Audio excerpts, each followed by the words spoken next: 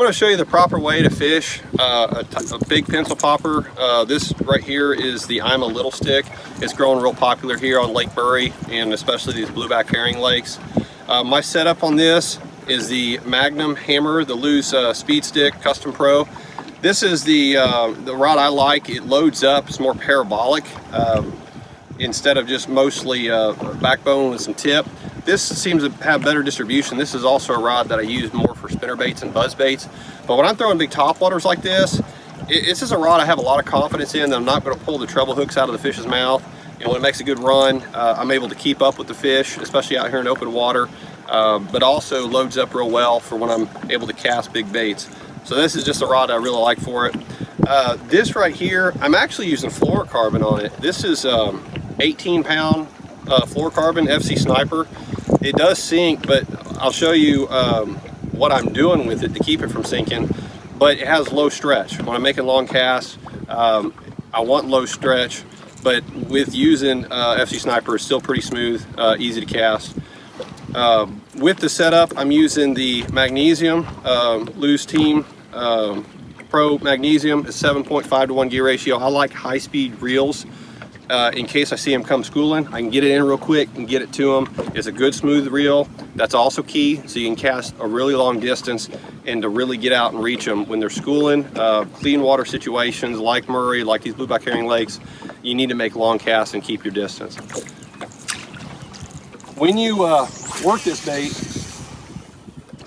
you want to work this as effortless as possible because this is a big bait. It can wear you out over time, and you may be fishing this thing all day if it's working. What I see people doing wrong is they're using their whole body. They're going to be using their whole arm, and then they get tired and they go like this, and they're just going like this because they're just tired. If you really focus on using your finger and your thumb, depending on how you're fishing, whether you're pointing at it, use your thumb and just push down on the casing, or your finger just sideways, and just use the ligaments right here to really take up the leverage of it. You're not going to use your muscles, and you're really taking advantage of just, you know, the physical makeup of your hand. What you want to do though is, as your bait is far out there, you're watching not just the bait, but you're watching how much line in front of the bait is in the water. I only want to keep about 10 foot of line at any given time laying on top of the water. As it gets closer, I'm lowering my rod, and then the whole time I'm just pushing. That's all I'm doing, is just twitching, pushing, twitching, pushing. And then as it gets closer, I transfer right here, and I'm going to finish up short twitches. Notice I'm just doing short, little twitches. I'm not running circles. I'm just going left and right.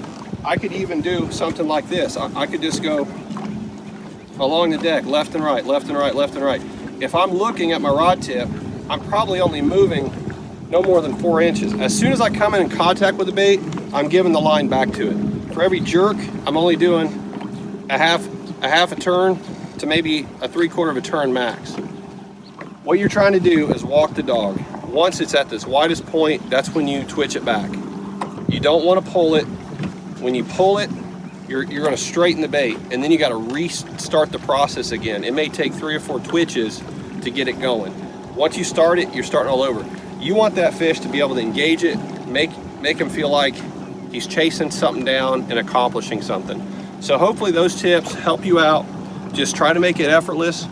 Try to keep only 10 feet of line in front of the bait on the water, and those 2 things will help your topwater pencil popper techniques bigger than anything. But by all means, make sure you use a good parabolic rod like the Magnum Hammer, but also you can splurge on this. You know, get the Magnesium Team Loose Pro, you know, high speed, 7.5 to 1, something you can cast real far. But check it out at loosefishing.com.